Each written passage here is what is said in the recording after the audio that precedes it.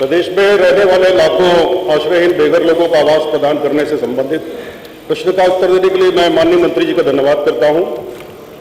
लेकिन धन्यवाद के साथ साथ मैं माननीय मंत्री जी के संज्ञान में लाना चाहूंगा कि आंकड़ों के अनुसार प्रदेश 35 लाख से भी अधिक परिवार आश्रयहीन हैं, जिन्हें आवास की आवश्यकता है और सरकार द्वारा अब तक बहुत कम परिवारों को आवास प्रदान किए गए हैं, जिससे अभी भी लाखों परिवार आवास सुविधा से वंचित हैं।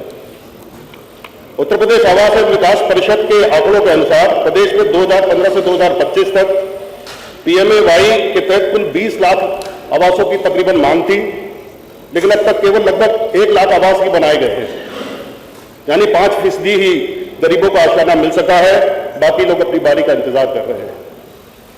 वहीं राज्य नगरीय विकास अभिकरण के आंकड़ों के मुताबिक लखनऊ में 2018 से अब तक करीब 3 लाख लोगों ने पीएमएवाई योजना के तहत आवेदन किया। इनमें से केवल 15,000 आवास ही बनाए गए या आवंटित किए गए। कानपुर, वाराणसी, प्रयागराज, आगरा जैसे बड़े शहरों में भी यही स्थिति है। वाराणसी में करीब 1,20,000 आवेदनों के मुकाबले 10,000 आवास, कानपुर में 1.5 लाख आवेदनों के मुकाबले 12,000 और प्रयागराज में 80,000 के मुकाबले 6,000 आवास ही बनाए गए हैं। इसलिए माननीय मंत्री जी बताने का कष्ट करें कि सरकार ने जो अपना लक्ष्य निर्धारित किया हुआ है, उस लक्ष्य को वो कैसे प्राप्त करेंगे और डिमांड और सप्लाई के इस बड़े अंतर को समाप्त करने के लिए वो कैसे काम करेंगे।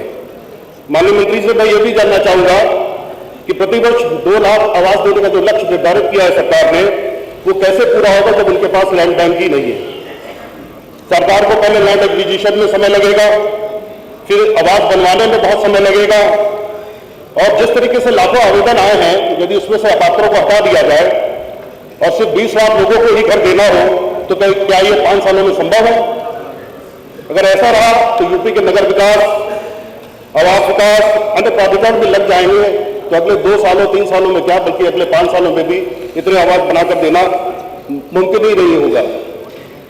वही मुख्यमंत्री आवास योजना में बन रहे आवासों के निर्माण कार्य में देरी के कारण स्वयं मुख्यमंत्री, माननीय मुख्यमंत्री जी भी रोष प्रकट कर चुके हैं, तो इस योजना का क्या हल होगा स्वयं मंत्री जी समझ सकते हैं। तो सरकार या माननीय मंत्री जी खुद बताएं कि सरकार अपने इस निर्धारित लक्ष्य को कैसे प्राप्त कर पाएगी।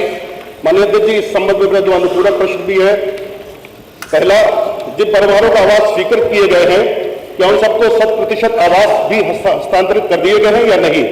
क्योंकि कई जगह पर आवंटन तो हुआ है, लेकिन आवंटी को अभी तक कब्जा नहीं मिला है। मेरा दूसरा अनुपूरक है, कई जगह पर आश्रयहीन लोगों के आवासों पर दबंगों एवं अराजक तत्वों ने वर्षों से अवैध कब्जा किया हुआ है, या और मूल आवंटी अभी तक सड़कों पर भटक रहा है। उस संबंध में अवैध कब्जा हटाने और मूल आवंटी को कब्जे दिलाने के संबंध में हाईकोर्ट का निर्णय भी पूर्व में आ चुका है, जिसका पूर्ण पालन अभी तक नहीं हुआ है। क्या मंत्री जी इस संबंध में जांच करके कोई कड़ा और बड़ा कदम उठाएंगे? धन्यवाद।